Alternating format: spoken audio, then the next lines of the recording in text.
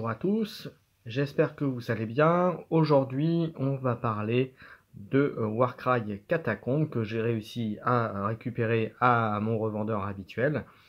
Donc je suis très content, j'ai la chance d'en avoir récupéré, donc je vais vous faire partager tout ça. Et donc aujourd'hui, on va parler plus précisément des règles de donjon qui sont inclus dans le Catacomb. Donc en fait le livret Catacomb directement, voilà, hop, je vous montre. Le livret Catacombe, donc vous voyez les pages très épais, mais il y a quand même pas mal de choses dedans, et on fera un focus plus particulier sur les nouvelles règles de donjon, donc il va falloir, entre guillemets, apprendre à jouer avec. Voilà, bah écoutez, on y va, et puis on va regarder ça en détail, j'espère que ça vous plaira. Allez, c'est parti. Allez, c'est parti pour le Warcry Catacomb, le livre des règles du donjon. Donc on va regarder.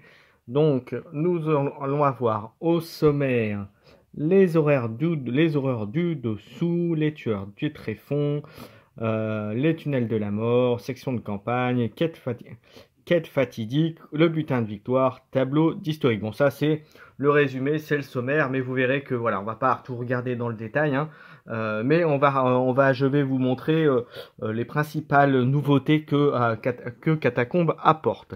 Donc là, ça commence par un petit peu de fluff. Pareil, on continue par du fluff.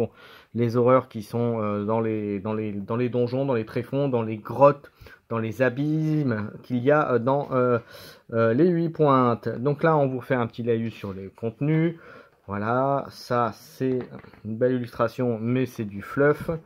Là, c'est pareil, on continue. Voilà, donc là, c'est du fluff pur et dur avec des lieux, des sites. Donc pour le narratif, c'est très bien. Donc là, d'ailleurs, je fais une petite parenthèse. Je vais continuer la campagne narrative que j'ai commencée.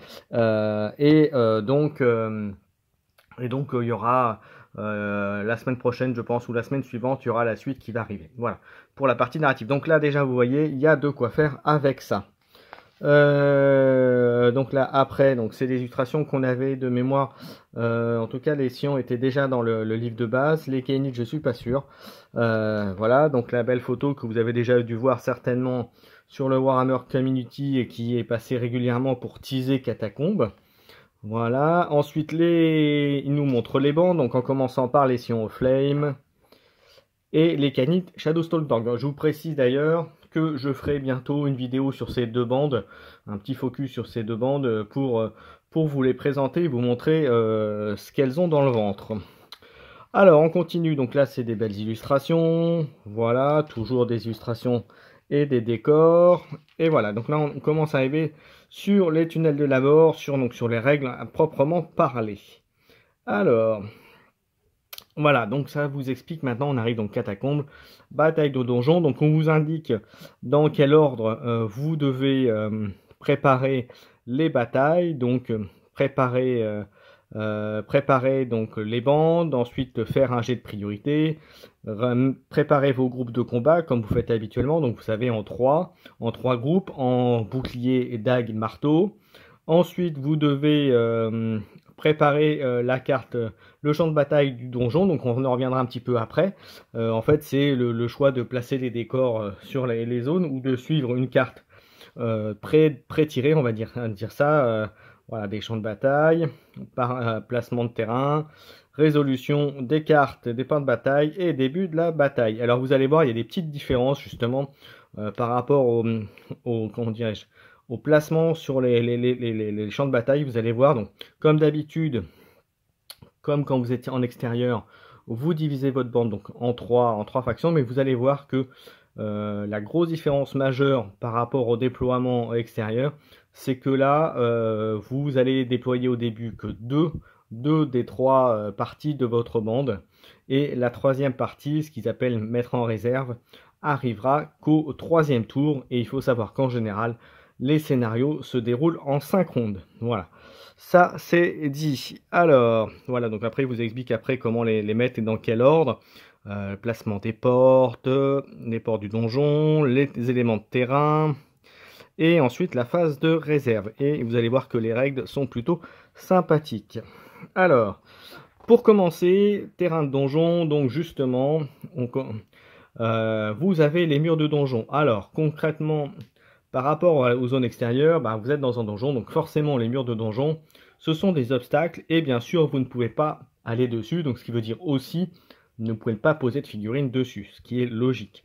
La seule exception à ça, c'est les figurines qui auraient une capacité de passe-muraille, comme par exemple les Night Haunt, dont certains peuvent passer à travers les murs. Qu'est-ce que ça implique aussi? C'est du fait qu'ils sont impénétrables et donc on ne peut pas passer au-dessus. Ça veut dire aussi que ça bloque la visibilité. C'est-à-dire que si il y a une figurine de l'autre côté d'un mur, vous ne pourrez pas ni la taper, ni lui tirer dessus avec une dernière distance, et vous ne la voyez pas. Donc du coup, elle est intouchable, on va dire ça comme ça. De la même manière, pour les distances, vous ne calculez pas à travers le mur, mais il faut faire le tour, puisque c'est à nouveau impénétrable, enfin infranchissable entre guillemets directement. Ensuite, les portes de donjon. Il y en a deux types. Voilà, hein, c'est portes de donjon ouvertes, portes de donjon fermées, ce qui vous indique. Et on vous indique que les portes de donjon fermées, dans certaines, vous aurez la possibilité, avec une action spécifique, de l'ouvrir, et auquel cas, vous enlevez soit la figurine, soit vous avez une porte ouverte disponible, et vous la mettez directement. Qu'est-ce que je peux vous dire d'autre? Ensuite, vous avez un autre élément de champ de bataille qui sont les fosses. Alors là, c'est très sympathique parce qu'elles ont comme particularité, c'est que si vous terminez votre mouvement sur la fosse, votre figurine est mise hors combat. Et vous allez voir aussi qu'il y a aussi une règle aussi qui est particulière aux zones de donjon, qui est que lorsque vous poussez une figurine dans une fosse ou même dans de la lave, hein, vous voyez par exemple là la lave, là, par exemple, puisque là je suis avec le terrain de la boîte. Si vous poussez la figurine dans la lave, elle est mise hors de combat, et vous verrez un peu plus tard, il y a une capacité générique, donc accessible à toutes les bandes, qui peut permettre cela. Alors après, attention, vous allez voir, c'est quand même dangereux, et encore, c'est à calculer, mais vous verrez, il y a une possibilité de faire cela. Et l'autre chose, donc, pour revenir à la fosse, donc si vous terminez le mouvement ou si vous êtes mis dans la fosse, votre figurine est mise hors de combat. En revanche, si vous passez au-dessus, vous prenez un point de dégâts pour avoir traversé un endroit entre guillemets dangereux. Voilà, vous avez ensuite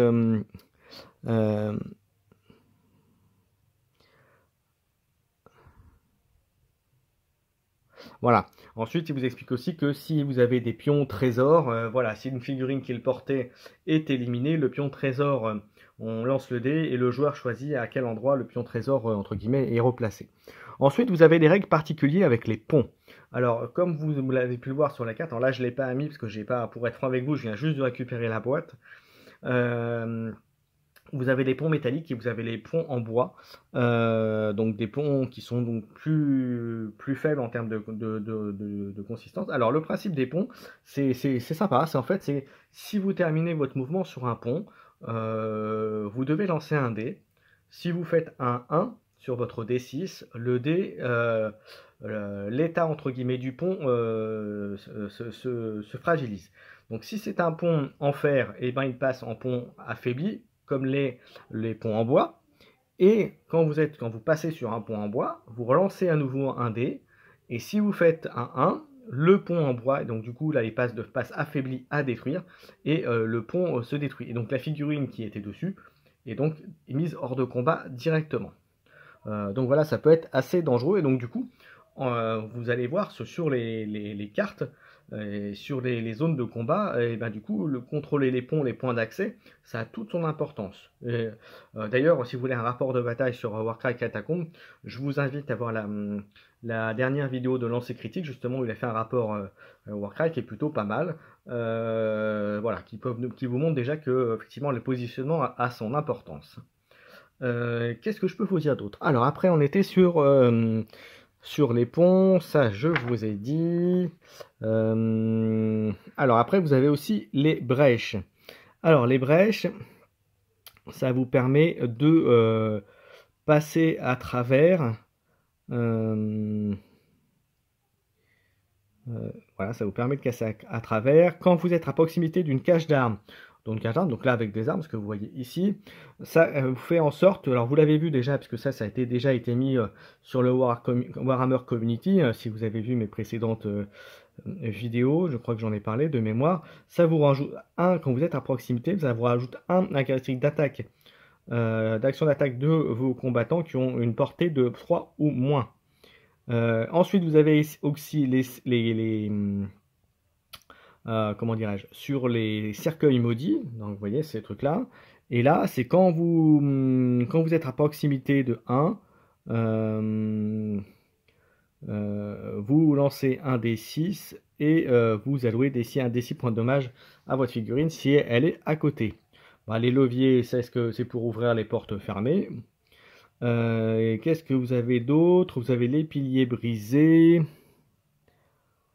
Voilà, vous avez l'égout. Alors, l'égout que je vous montre la bonne, c'est celle-là. Et c'est également un point d'entrée dans le donjon. Donc, c'est important d'en placer dans le donjon si ça peut vous donner une opportunité d'arriver à un endroit spécifique. Alors, pourquoi c'est important? Parce que vous allez voir que pour faire pénétrer vos unités qui étaient en réserve, en fait, c'est à tour de rôle, vous faites entrer votre figurine à un endroit du plateau donc enfin des tunnels d'entrée du plateau ou donc bien sûr de l'égout là en l'occurrence, à condition qu'il n'y ait pas de figurine ennemie, je crois de mémoire à 5 pouces et quand vous les faites venir, je crois qu'il faut qu'il y ait une autre figurine amie à 3 pouces. Enfin, voilà, si je me souviens bien, je vous dis peut-être une bêtise là-dessus, mais bon, concrètement, c'est vous les faites arriver un peu où vous voulez, à condition bien sûr pas un endroit déjà occupé, mais ça peut permettre d'être très réactif sur le champ de bataille et puis de changer vraiment la physionomie de la partie en vous déployant à un endroit stratégiquement intéressant. Voilà, donc c'est plutôt sympathique.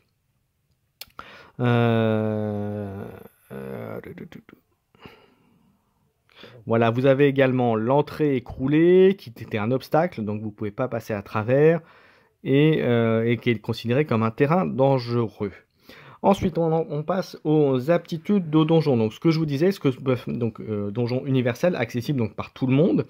Vous avez le premier, le rôder dans les ombres, qui vous permet jusqu'à la fin du round, ce combattant n'est pas visible par les combattants ennemis à plus de 6 pouces. Donc concrètement, vous le laissez à proximité d'un mur. Donc vous voyez par exemple un truc comme ça. Hein. Vous voyez un mur, boum, ça c'est considéré comme des murs. C'est des murs là en l'occurrence. Et ça vous permet surtout d'éviter une attaque à distance. Voilà, vous êtes ici. Si l'autre est ici, il doit y avoir plus de 6 pouces, si je me trompe pas, en distance. Et donc du coup, il peut pas vous tirer à l'arbalète, à l'arc, aux flèches, enfin tout ça, il peut pas vous, voilà, il peut pas vous avoir. Là, donc c'est plutôt sympathique, pareil, bien utilisé. C'est très très bien. Ensuite, la deuxième capacité, c'est percer une porte. Alors, comme il le précise, pas utilisé par les Nighthawks, puisqu'il faut c'est une action physique, et les Nighthawks, vous savez, la plupart sont éthérés, et donc du coup ne peuvent pas le faire. Mais par contre, si vous le faites, alors ce qui est plutôt pas mal, c'est vous choisissez une arme de votre combattant, de portée 3 moins, donc effectivement une arme de corps à corps, hein, puisque vous allez tenter en fait de fracasser la porte pour entrer, donc pour ça s'appelle forcer la porte. Vous allez prendre la caractéristique de combat et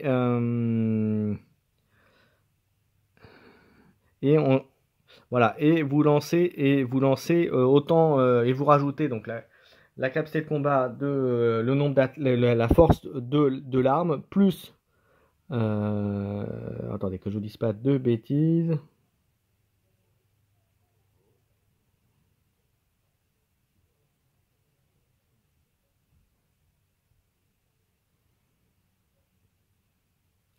Ouais, c'est ça. En fait, vous lancez ensuite un nombre de dés équivalent à l'aptitude et par le nombre de dés qui a fait 2 plus. Donc le nombre, donc si vous en avez fait 4, si vous avez fait 4 de plus, ça fait plus 4, plus la force de votre arme, et si vous arrivez à 6 ou plus, vous fracassez la porte.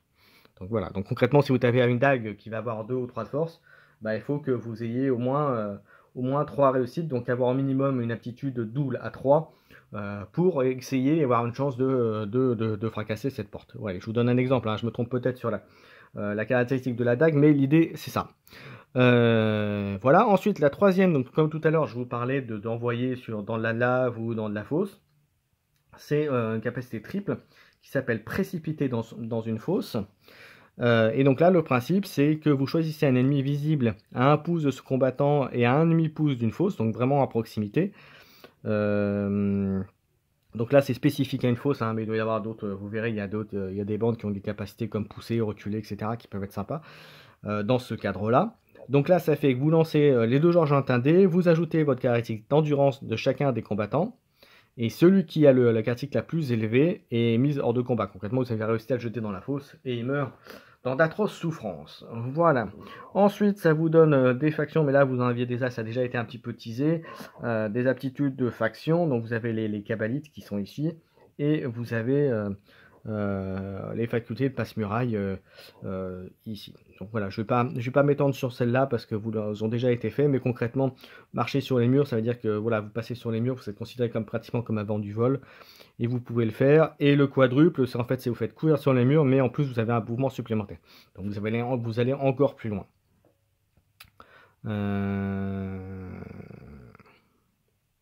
Voilà, concrètement, effectivement, vous passez au-dessus des combattants, vous n'êtes pas gêné, même si on vous bloque le chemin, entre guillemets, puisque vous marchez sur les murs. Concrètement, c'est comme si vous passiez à côté. Voilà. En revanche, effectivement, vous devez rester à 1 pouce du mur à la fin de votre mouvement, ce qui me paraît logique. Donc là, on parle concrètement sur le terrain. Donc là, tout à l'heure, quand je vous parlais des ponts, vous voyez, là, il y en a 2. Il y a 2 ponts de métal. Vous avez les 2 ponts en bois qui sont ici. Vous voyez, hop, je ne sais pas si on voit bien la caméra, voilà, les 2 ponts en bois qui sont là. Donc vous voyez, donc contrôlez les accès, et donc du coup, si vous contrôlez ces 2 accès-là, et bien vous voyez que là, ils peuvent pas, l'adversaire ne peut pas pénétrer au milieu. C'est pour ça qu'il sera toujours utile de mettre un point d'entrée, un égout, etc. dans ces eaux-là. Vous voyez, pour permettre d'avoir un deuxième accès. Enfin, après, vous faites ce que vous voulez, puisque c'est les joueurs qui décident où ils le mettent. Mais ça peut être pratique d'avoir un accès via les égouts là-dedans.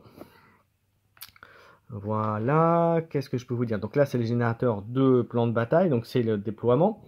Donc là, comme je vous disais, vous voyez, effectivement, il n'y en a que 2, et la troisième se répartit comme avec la phase de réserve où vous voulez. Ensuite, les terrains de victoire, donc là, je ne reviendrai pas dessus, vous verrez, il y en a pas mal. Voilà, il y en a déjà 12. 12. Les péripéties, vous en avez 12 aussi.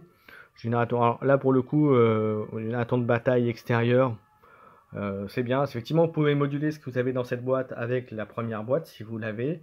Voilà, avec ça, vous avez de quoi faire des super décors, des super tables déjà. Voilà. Ok. Et ensuite, on est sur les campagnes avec les campagnes spécifiques pour les 2 factions. Voilà. Vous en avez 3 pour un, et je crois que c'est 3 pour l'autre de mémoire, non 2 pour l'autre, voilà. Et ensuite vous avez les quêtes fatidiques, voilà, pour obtenir des choses en plus, très commandement. Vous avez des quêtes génériques, voilà, hop,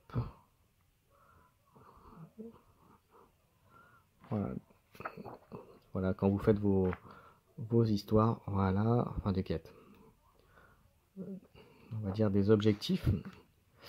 Et j'ai terminé, et voilà. Voilà, pour des petits, voilà, pour mettre un petit peu de fluff dans vos Kainit lorsque vous les aurez. Voilà, et bien écoutez, c'était la présentation de Warcry Catacombs, le livre de règles. J'espère que ça vous a plu. N'hésitez pas à commenter, à donner donc bien sûr vos avis, mettre un petit pouce, à liker, à vous abonner à la chaîne si ce n'est pas déjà fait. Et puis je vous donne rendez-vous bientôt donc pour les vidéos concernant les 2 bandes qui étaient à l'intérieur de cette boîte catacombe. Également, alors c'est pas tout à fait du Warcry, mais c'est du Warcry adapté à 40K que je suis en train de faire. Donc il y aura bientôt une vidéo là-dessus. Et j'en profite également pour vous dire que la chaîne YouTube, ma chaîne va aussi se décliner. Je ferai des lives. Alors, certainement un peu moins souvent que sur YouTube, mais je ferai des lives aussi sur Twitch maintenant, avec la chaîne Keycordius. Alors oui, parce que Keycord n'était pas disponible, enfin ne pouvait pas être pris donc sur Twitch. Donc c'est Keycordius, voilà, mais c'est la même personne, c'est la déclinaison de cette chaîne sur Twitch. Voilà, j'espère vous y retrouver sur les deux chaînes. Il y a plein de projets, plein de choses qui vont arriver aussi pour Warcry, pour les autres jeux que je fais, que je suis et que j'aime beaucoup. Et donc j'espère que ça vous plaira aussi et que vous me suivrez dans ces nouveaux horizons. Merci à tous de m'avoir suivi. Je vous souhaite une bonne journée, une bonne soirée. Prenez soin de vous. Essayez de vous amuser comme vous pouvez dans ces conditions difficiles. Et on se retrouve très bientôt.